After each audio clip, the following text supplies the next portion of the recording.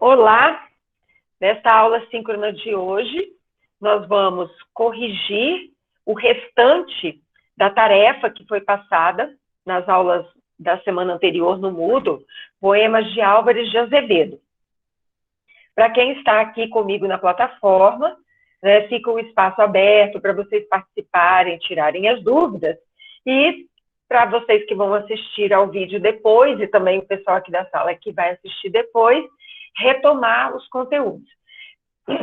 Como ficou faltando a abordagem de um poema, que é o Namoro a Cavalo, eu vou usar este poema como também uma forma de revisar esse conteúdo trabalhado com Álvares de Azevedo, para que na próxima aula a gente trabalhe o outro lado desse poeta.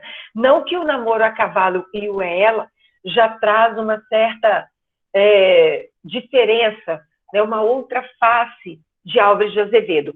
Só que tem uma outra ainda mais sombria, tensa, dramática desse poeta na chamada literatura gótica. Mas esse é assunto para a próxima aula. Então, vamos lá.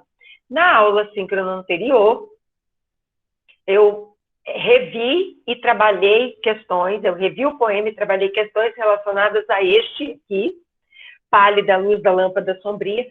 Já falei com vocês que este poema eu vou trazer em diversos momentos, porque ele acaba sendo uma espécie de referência dessa visão sentimentalista, exagerada e pessimista do romantismo. Trabalhei também com este poema, Se Eu Morresse Amanhã, as questões trazidas a respeito dele. É interessante aqui ressaltar nesse poema o escapismo, essa visão de que a morte é a libertação do sofrimento e, ao mesmo tempo, criando uma atmosfera de alegria, leveza, suavidade, mesmo que tem os dois aspectos ali, o concreto, que é a vida da terra, e o abstrato, que é a alma, o espírito, nessa visão também de religiosidade trazida no romantismo. Trabalhei também com este poema, o Quando a Noite no Leito Perfumado, questões relacionadas a ele e o Sonhando. Pegando esses 4 textos aqui, o que é interessante também ressaltar neles como um todo, é que muitas vezes não conseguimos diferenciar o que é realidade para esse eu do poema e o que é devaneio, fantasia, sonho, esse mundo onírico. Porque quando nós falamos desse mundo onírico, para esse poeta, para esse escritor da segunda geração, há ali uma mistura do sonho, fantasia, do sonho, devaneio, do sonho, imaginação. É um sonhar acordado, ou então estar ali em outra órbita, que é esse devaneio.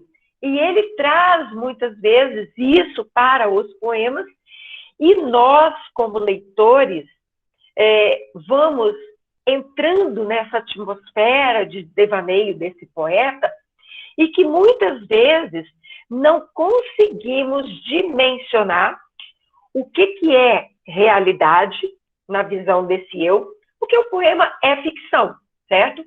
Mas, a partir do momento que se cria um poema, e essa ficção dá um enredo, você cria uma realidade fictícia.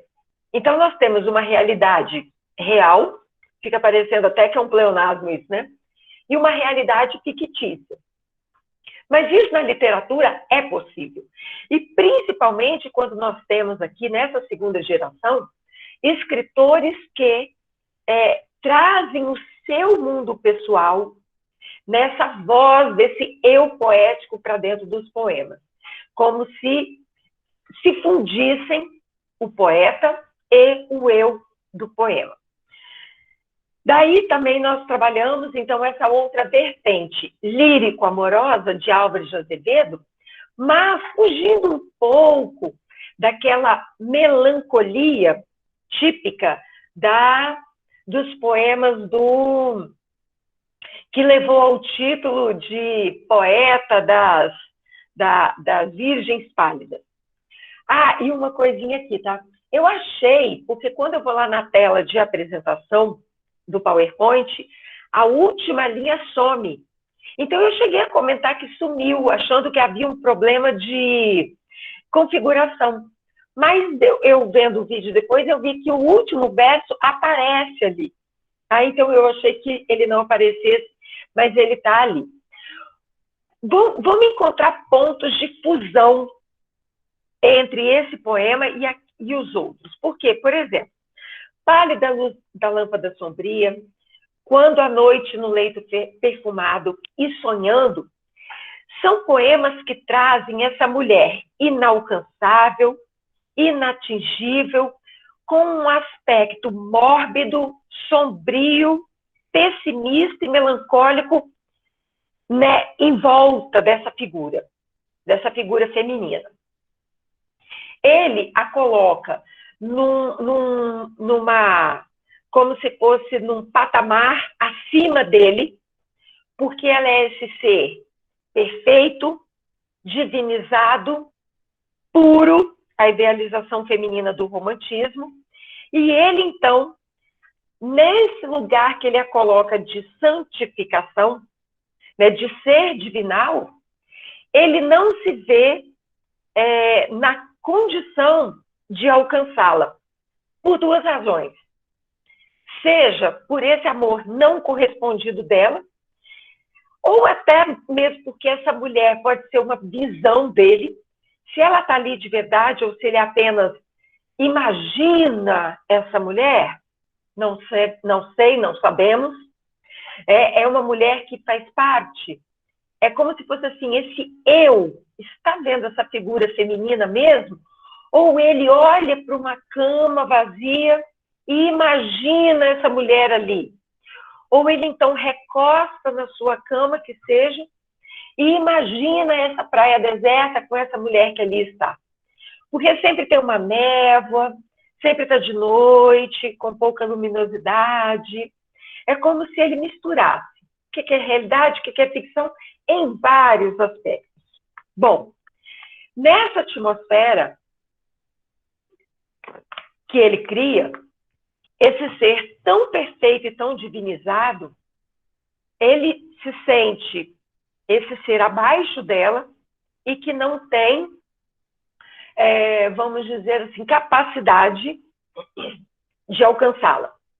Ao mesmo tempo também, o fato de essa mulher ser tão perfeita faz com que ele a endeuse, a coloque nesse plano de deusa, e deuses em geral, vamos retomar aí um pouco da mitologia, e até mesmo nessa concepção de Deus cristão, é um ser para o qual você se dirige, adora, mas não tem fisicamente, mas não tatua, você não chega próximo a ele. Ele não é palpável, ele não é próximo ao ponto de você poder tocar. E essa mulher, então, é essa deusa que ganha essa dimensão divinal, que ganha essa dimensão de impalpável. E, ao mesmo tempo, ele a quer manter nessa posição de pureza de alma, de caráter e pureza também física. Portanto, há pinceladas de sensualidade e até um toque erótico, mas não ao ponto de ser, vamos dizer assim, profundo, né? Não a ponto de ser depravado, vou usar esse termo, né? Ele fica, porque ele fala de seios, fala de formas nuas, mas ele volta para essa figura divinal. Então, ele não chega ao erotismo profundo, é um toque de erotismo. E sensualidade ali também, um toque de sensualidade. Mas ele não se deixa levar pela emoção, pelo desejo, por esse clima erótico e sensual. Eu gosto de usar mais a palavra sensual do que erótico. Ele deixa levar por esse clima sensual, ele se contém diante dessa atmosfera. O que tem nesse poema é ela em comum, já que essa mulher ali não está tão erotizada, não está tão sensualizada. O que há em comum é que há toques ainda de sensualidade, mesmo que há essa quebra dessa mulher ser a lavadeira, de ter ali não uma cena não suave, mas uma cena bruta, que é ela estar dormindo, segurando o ferro de passar roupa, o ferro do engomado, é porque eu uso a expressão engomar a roupa, colocar a roupa assim, durinha, perfeita. Usa-se muito engomar em panos que enfeitam a mesa, toalhas, né? Usa-se até um produto para deixar liso. E geralmente quem faz isso é porque dedica tempo para passar essas peças de roupa. E ela ronca. Não tem ronco romântico. Ronco é ronco. E aí há essa quebra dessa mulher ali. A estampa é de chita, aquela estampa grande, de flores grandes, de cores vibrantes que tem ali. Então, quais são os pontos que convergem? Ela continua sendo um ser inalcançável para ele. Ela continua sendo essa mulher que ele deseja, mas que ao mesmo tempo também não demonstra ter correspondência amorosa. Ele até cria aquela cena meio Romeu e Julieta, de ir até o telhado para espiá-la dormindo, e o cenário se torna praticamente igual a alguns dos poemas, né? Esse eu observador dessa figura feminina, só que há essa quebra de ela estar dormindo com o ferro, roncando, e aquele momento em que ele vê o bilhetinho guardado entre os seios dela, e que ele acha que é uma poesia com versos amorosos. Até em que ele abre e chega a tremer ali, pensando o que pode estar ali escrito, porque ele acredita que ela está guardando para, no dia seguinte, entregar a ele. E aí, no momento em que ele abre, ele vê que é uma lista, haul é uma lista de roupa suja, quer dizer, que roupa é de quem? Como se fosse o nome dos clientes e as roupas que ali estão. Seguindo nessa vertente um pouco mais sarcástica, irônica, porque é um toque, né, de Álvares de Azevedo também, tem esse poema Namoro a Cavalo. E aí a gente faz uma referência a essa cena desse cavalheiro do século XIX, em que não se tinha carro, mas carro automotivo, né, de alto motor, mas que tinha a carruagem, a carroça dá a ideia bem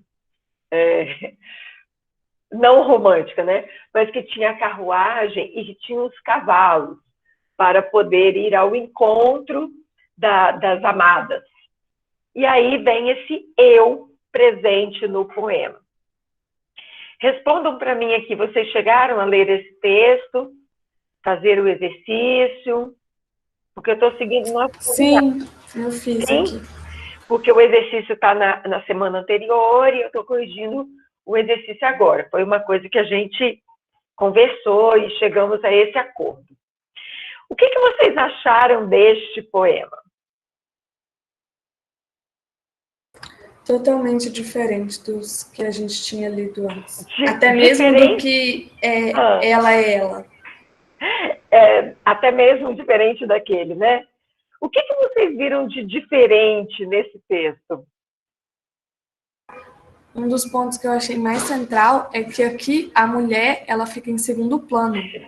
As ações do homem são muito mais reveladas e o poema gira muito mais em torno do que ele faz do que da mulher em si. Ok. Eu vou pegar essa pontinha. É a Helena, né, que falou comigo agora? Isso. Eu vou pegar essa pontinha que a Helena falou para eu levar vocês a uma reflexão. Veja bem o que a Helena falou. Está mais centrado nas ações do eu lírico, né, do eu, e não da mulher. Quando você pensa nos outros poemas, né, vamos pegar aqueles que trazem figuras femininas em evidência, que são o Pálida Luz da Lâmpada Sombria, Quando a Noite no Leito Perfumado e Sonhando. A mulher ali, ela é um ser também que age. Porém, o foco desses poemas está na figura feminina ou no sentimento do eu lírico a partir dessa figura feminina? É uma pergunta. O sentimento do eu lírico a partir da figura feminina. Então, veja bem, há uma figura feminina posta numa condição de deusa, idealizada, superior a ele, mas ela não é o ponto central também do poema. Tudo no poema gira em torno do sentimento do eu a partir dessa figura feminina. Então, pode falar. Então, no caso, esse poema é só o sentimento que muda? Exato. E aí a gente vê uma outra questão também importante.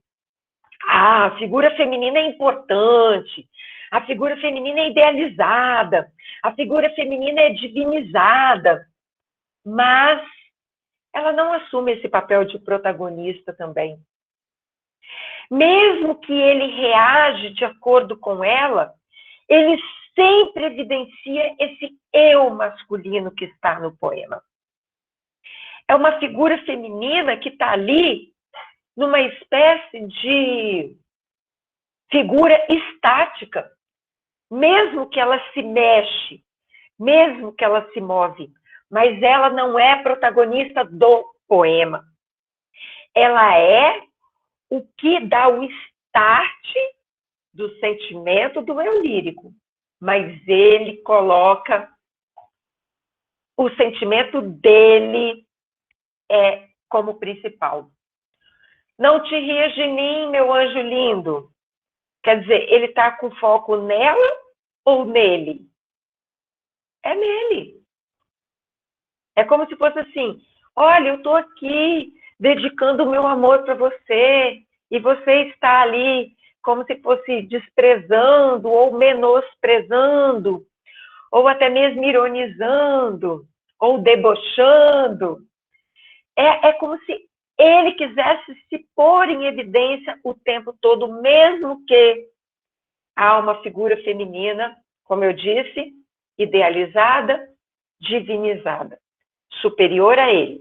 Mas é este eu masculino que está ali o tempo todo presente. É como se ela não dá confiança para ele, mas ele não, em nenhum momento, coloca essa mulher como sendo a principal do poema. Ela é a principal para os sentimentos dele. Mas quem está ali com importância sentimental no texto é o eu masculino. E aqui a gente tem um eu que age de acordo com a figura feminina. ele age de acordo com ela. Tanto que ele deixa essa figura feminina um bom tempo guardada, né, no poema, até o momento em que ele a põe. Mas ele o tempo todo vai falando dela, mas as ações dele continuam em evidência. É um poema, como eu falei, irônico, cômico, e que dá essa quebra até mesmo do romantismo, né? Desse amor eterno, desse amor idealizado, desse amor que perdura. E ele diz assim, então, eu moro em Catumbi, era um bairro do Rio de Janeiro, mas a desgraçada que rege minha vida malfadada, quer dizer, minha vida azarada, pôs lá no fim da rua do Catete a minha Dulcineia namorada. Isso na região ali, olhando no mapa, são dois bairros, duas regiões completamente distintas, opostos. Então, enquanto um morava lá de um lado, a outra morava lá do outro lado. Quem é que rege a vida dele? Não sabe. A desgraça que rege minha vida, então ele já coloca um tom pessimista. É a marca de Álvares de Azevedo, né? O tom pessimista. A vida é malfadada, quer dizer, uma vida de azares. O tom pessimista permanece. A minha Dulcineia namorada. De onde veio esse nome Dulcineia? Aqui, ó, mais à frente, daquela história de Miguel de Cervantes, de Dom Quixote. Não sei se vocês conhecem, mas Dom Quixote, ele se coloca nessa figura de um ser, de um cavaleiro heróico, devaneando as guerras que ele combate, porque ele acha que ele vai combater grandes exércitos, mas é uma espécie de devaneio que ele tem aí. Estou simplificando a história, tá? E ele é apaixonado por uma vizinha que não dá trela para ele, que se chama Dulcineia. Então, por isso que ele fala a Dulcineia namorada.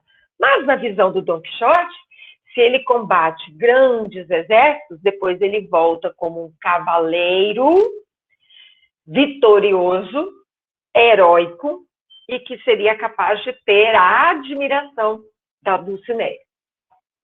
Alugo 3.000 réis, olha a ironia aí, porque na época 3.000 réis era muito dinheiro, por uma tarde um cavalo de trote, que esparrela. O que é um cavalo de trote?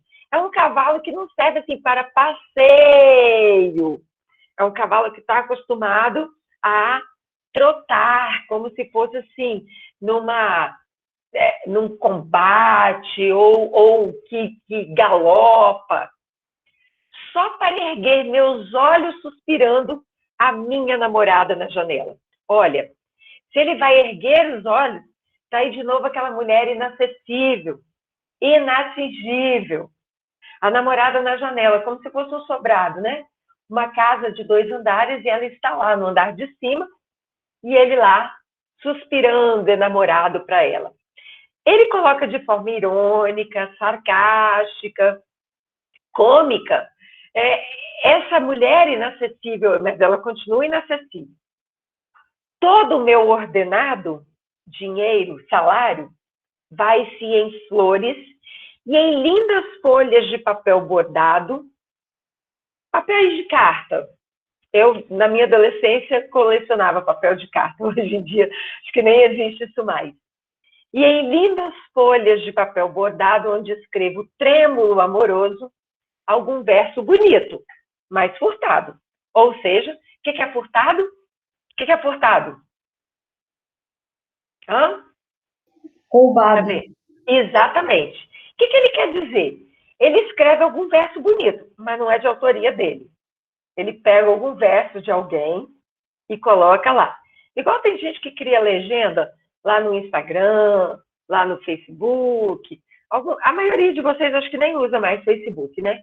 Mas é como se fosse isso. Pega às vezes autores que nunca nem leu na vida, ou nunca nem ouviu falar, mas achou a frase bonita lá na internet. Então, copia aquilo e põe lá. Então, ele fez isso. Né? Ele comprou folhas de papel bordado, que era cara, né? Escreveu lá, trêmulo, quer dizer, ansioso, cheio de amor, algum verso bonito que não era de autoria dele. Ontem tinha chovido. Que desgraça. Ou seja, o pessimismo continua ali. Eu ia a trote inglês, ardendo em chama, quer dizer, a paixão ali ardendo.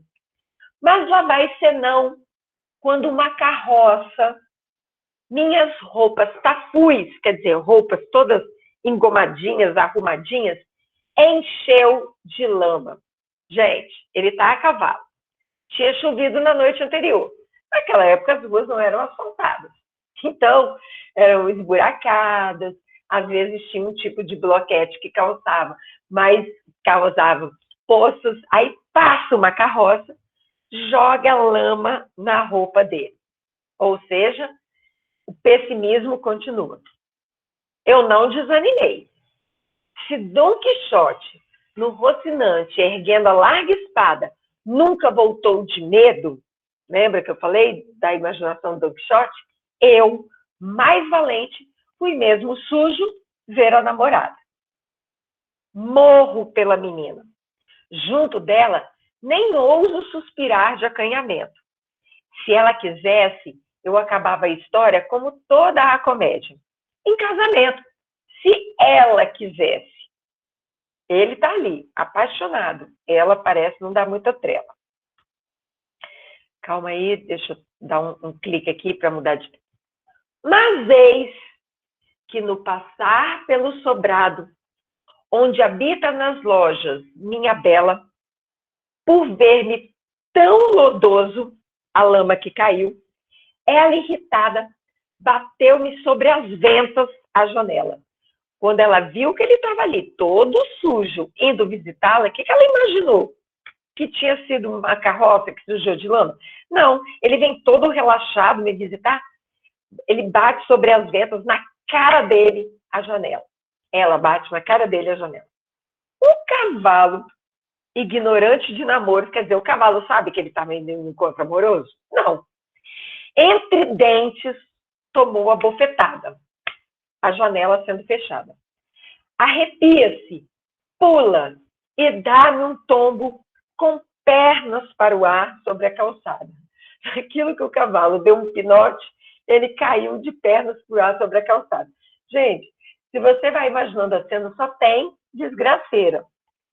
Dei ao diabo os namoros, escovado o meu chapéu, que sofrera no pagode, dei de pernas corrido e cabisbaixo, e berrando de raiva como um bode. Circunstância agravante. A calça inglesa rasgou-se no meio, de meio a meio no cair. O sangue pelas ventas me corria, em paga do amoroso devaneio.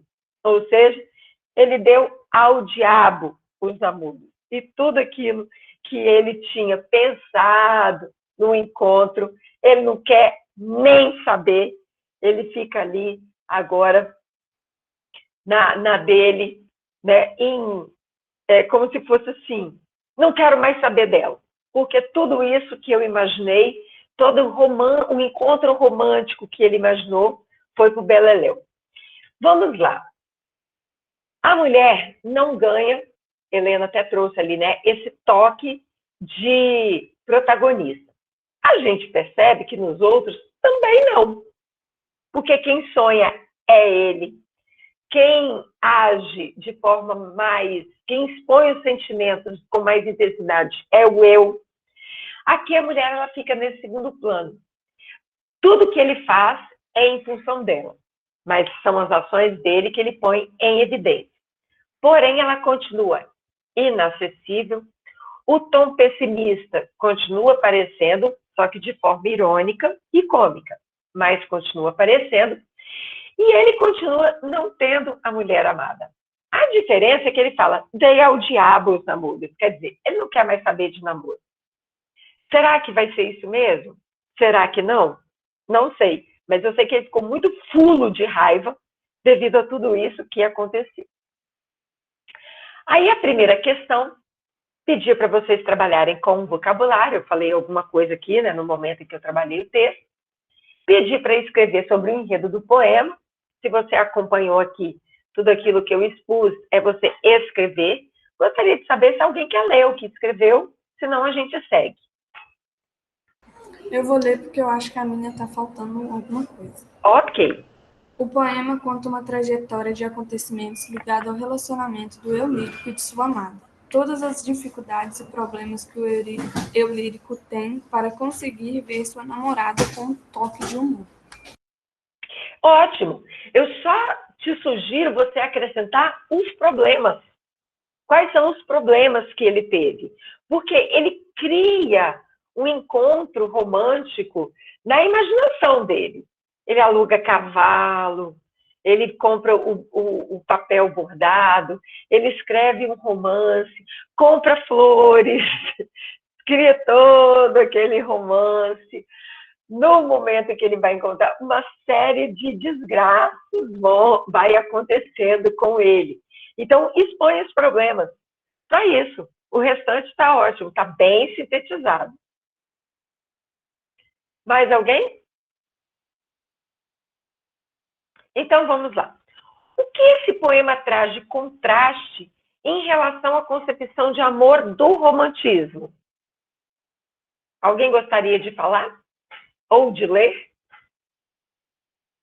O que esse poema traz de contraste em relação à concepção de amor do romantismo? Qual é a concepção de amor do romantismo? O amor é intenso e eterno. Ele não acaba. E essa eternidade é nessa dimensão mesmo da palavra. Vai além da vida na Terra. Como se esse amor perdurasse nessa outra atmosfera, né, nessa outra vertente metafísica, que é a da vida pós-morte, que é a concepção que os autores do romantismo têm. No momento em que o eu lírico desse poema Namoro a Cavalo fala dei aos diabos o namoro, o que ele está querendo dizer? Que ele rompe com o amor dele com ela, ou pelo menos um namoro, né? Ou um possível namoro, porque ele fala que se ela quisesse, acabaria em casamento. Não sei se com essa sequência de desgraça aí, ele realmente abandona esse romance, mas ele fala que ele dá aos diabos o namoro. Então, que contraste que há. Enquanto no romantismo tem essa concepção de amor eterno, que vai até além da morte, no poema Namoro a Cavalo, ele rompe com essa concepção de amor, ele quebra essa concepção de amor, e ele não apenas traz elementos românticos para essa cena que tem ali. A sua resposta tem que girar em torno disso. É comum que os textos do romantismo apresentem uma figura masculina heróica. Como eu já falei anteriormente, a figura feminina é idealizada na delicadeza, na singeleza e na beleza, seja física ou psicológica. A figura masculina também é idealizada, mas é um idealizado heróico. Ele vai ter todas as características dessa figura heróica. Valente, corajoso, destemido e por aí vai. Mas sem perder a gentileza, o cavalheirismo. Porém, nesse poema, o que se observa é um anti-heroísmo. Argumente essa afirmativa. Quem gostaria de falar ou ler a resposta?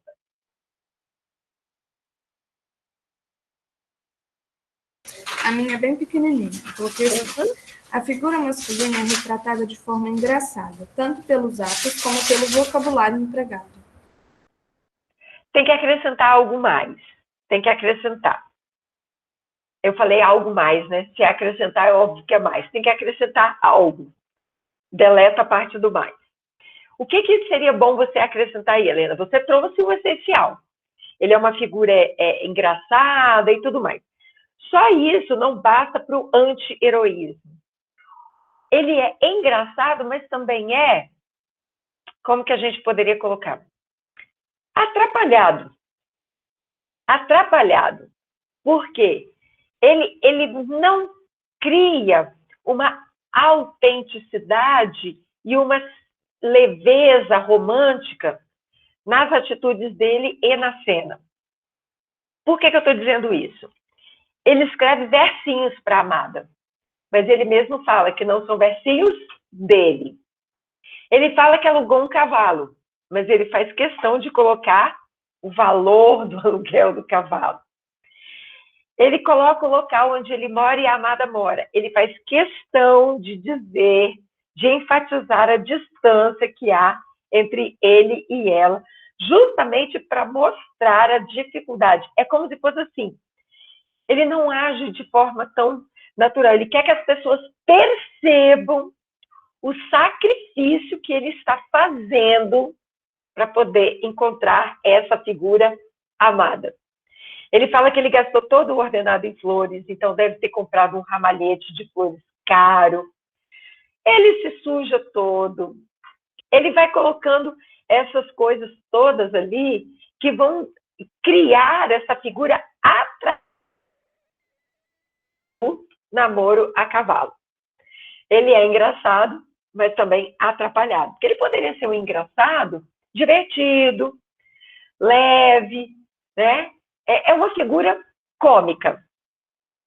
Exatamente. Ele não tem a delicadeza dos outros eulíricos. Ele vai criando o tempo todo uma cena em que ele coloca como se fosse essa figura cômica, né? Essa figura, como que eu diria assim? Você imagina esse personagem como sendo assim um cavalheiro, um príncipe das histórias que aparecem? Não. Você coloca mais ele na figura de um ogro. Exatamente. Ele é rude. Coloca ele na figura de um ogro, quase que um Shrek. Vamos lá. O filminho do Shrek é muito engraçado. Não sei se vocês já assistiram. Quem já assistiu é uma sátira às histórias de contos de fada. O príncipe mesmo da cena não é corajoso, porque ele manda o ogro ir salvar a princesa, não é ele que vai. O príncipe da história do Shrek não pensa somente na amada, ele pensa primeiro nele, tanto que a cidade dele, tudo tem a cara dele.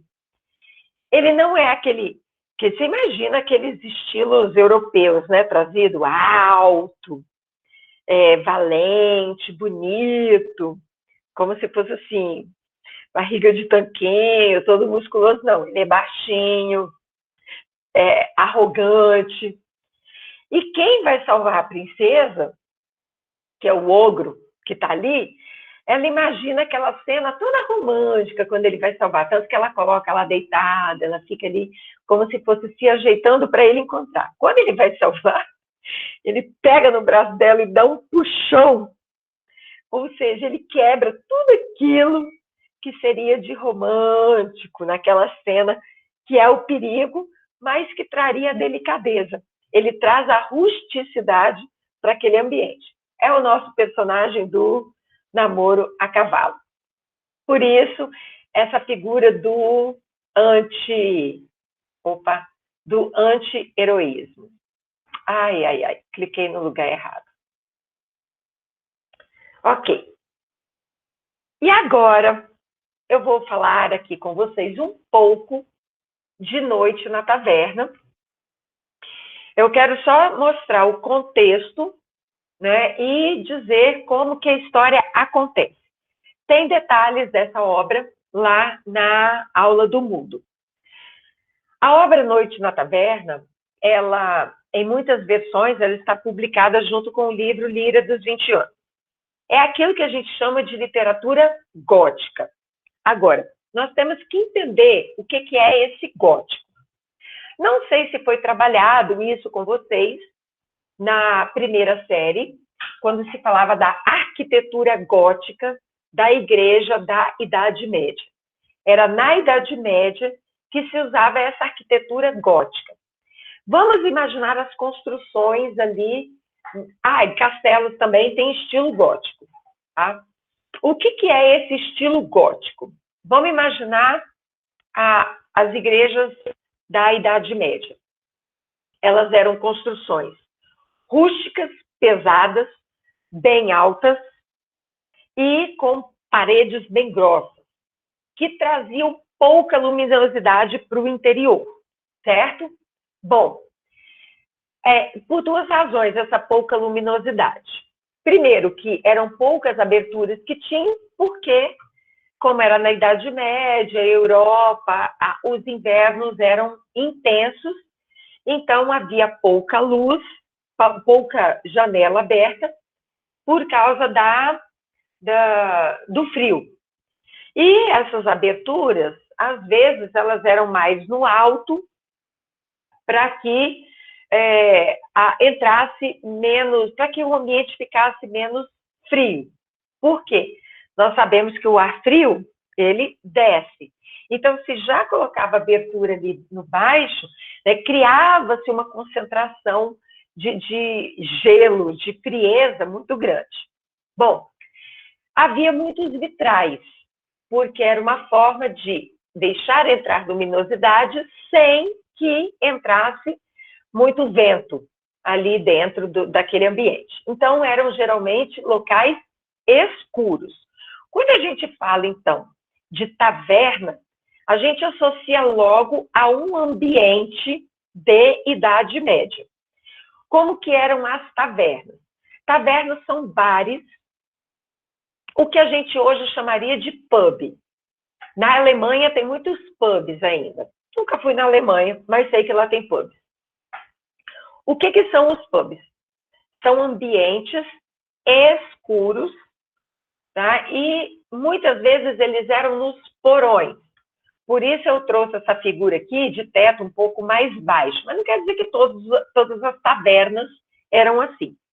Mas elas eram escuras, um ambiente escuro, com muita madeira ou pedra, que eram os materiais característicos, e pouca luminosidade, porque não tinha energia elétrica. Então, se iluminava com velas, lamparinas, lampiões, coisas nesse estilo. As tavernas, elas eram direcionadas praticamente para ambientes de álcool, ou seja, eles iam para beber. Bebidas típicas da época era o vinho da Idade Média, era o vinho principal, e algo como um conhaque, um rum. Essas bebidas mais quentes ali. Tinham cervejas? Também. Em alguns locais tinham a cerveja, sim. Nos pubs, hoje em dia, usa-se muito cervejas, principalmente as artesanais. Não só, mas principalmente. Mas nessa época da Idade Média, eram essas bebidas típicas da época. Então, Álvares de Azevedo retrata esse ambiente medieval na obra Noite na Taverna. Então, basicamente, o que você tem é um ambiente sombrio, escuro, que se intensifica pelo fato de ser numa noite chuvosa, com relâmpagos e trovoadas. Então, já cria aquele ambiente típico de filme de terror, que vai ser um conto de terror. Então, ele traz esse gótico para cá. Então, tudo se cria ali. Vamos imaginar assim. É igual quando a gente quer assistir a um filme de suspense, de terror. Não tem muita graça você assistir com o sol vibrando lá fora. Então, geralmente, o que você faz? Você quer assistir ao filme à noite, nem se depois você ficar com medo até de ir na cozinha beber água. Mas você gosta de já criar aquela atmosfera propícia para o filme de terror. Ou ainda, vamos pensar nos enredos de filmes de terror. É uma cabana perdida no meio da floresta, com pouca vizinhança. Se é numa história mais moderna, o pessoal vai com o celular, mas aí a energia acaba, ou a bateria do celular acaba, ou alguém esquece o carregador, ou o carro dá defeito, ou acaba a gasolina, de modo que eles ficam presos. Quer dizer, vão criando elementos que vão trazendo atenção. Então, é isso a taverna do Noite na Taverna. Já é alta hora da noite, já pela madrugada, então já estão os clientes daquela taverna embriagados, e a cena trazida ali é de homens embriagados, mulheres também embriagadas, já tem gente caído, deitada sobre a mesa, já tem gente caído pelo chão, ali dormindo pelos cantos da taverna. Há figuras as taverneiras, que são as mulheres que servem, e geralmente, tá? Não é sempre, mas geralmente, as mulheres que eram as garçonetes, né, que a gente chama hoje de garçonete, nas tavernas, elas eram também prostitutas. E elas faziam programas com aqueles clientes da taverna. Então, o que você tem ali é um ambiente de vício, álcool, muito charuto ou cachimbo e devassidão. Devassidão, porque há as prostitutas ali e os homens que não têm esse respeito por elas ali, pelo fato de elas serem as prostitutas. Então, você tem um ambiente totalmente adverso àquela suavidade, aquela singeleza do romantismo. Bom, é nisso aí que aparece o Noite na Taverna. Como tavernas lembram ambientes medievais, elas retomam ambientes medievais, cria-se um cenário que não é brasileiro, né? Porque a Idade Média vai até século XV. O Brasil começa a contar a sua história a partir do final do século XV, 1500 para frente. Então, é um ambiente europeu, retratado ali na obra de Álvares de Azevedo.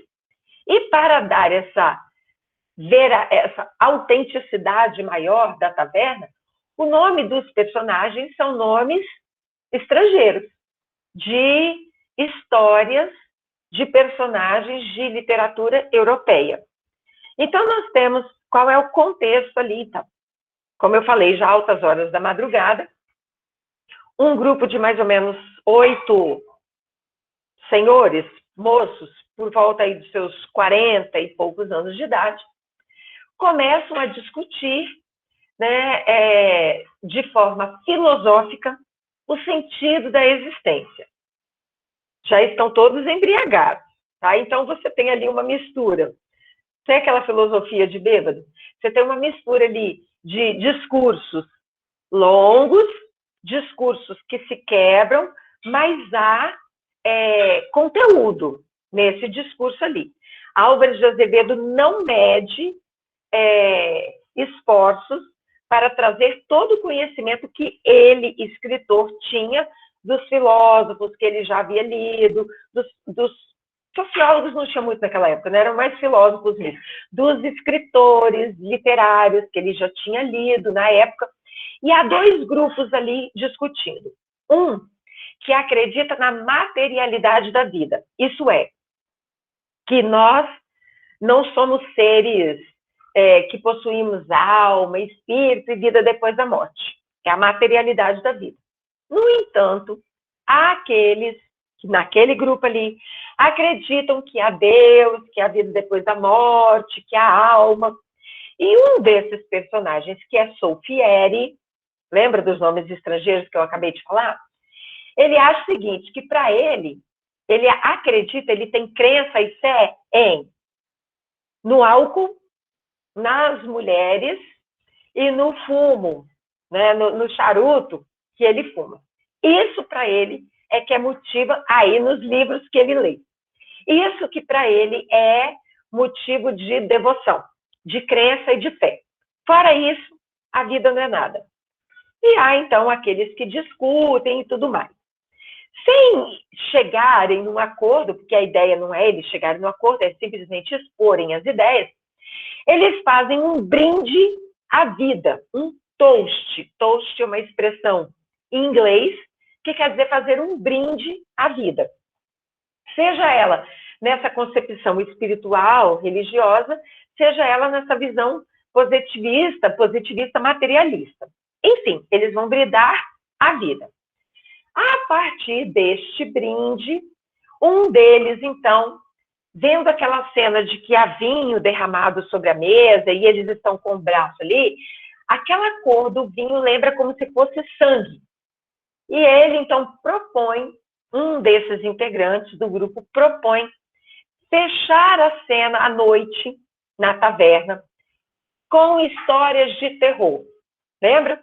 Está chovendo, relampejando, trovejando, a taverna é escura, já tem gente dormindo, tem um monte de gente embriagada, gente roncando, aquela cena ali de copos derramados, aquela bagunça sobre a mesa, o vinho que dá essa ideia do sangue.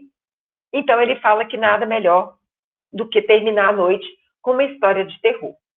Então, um deles, o próprio Solfieri, diz que ele vai contar uma história, sim, mas não uma história fictícia, mas algo que aconteceu na sua juventude.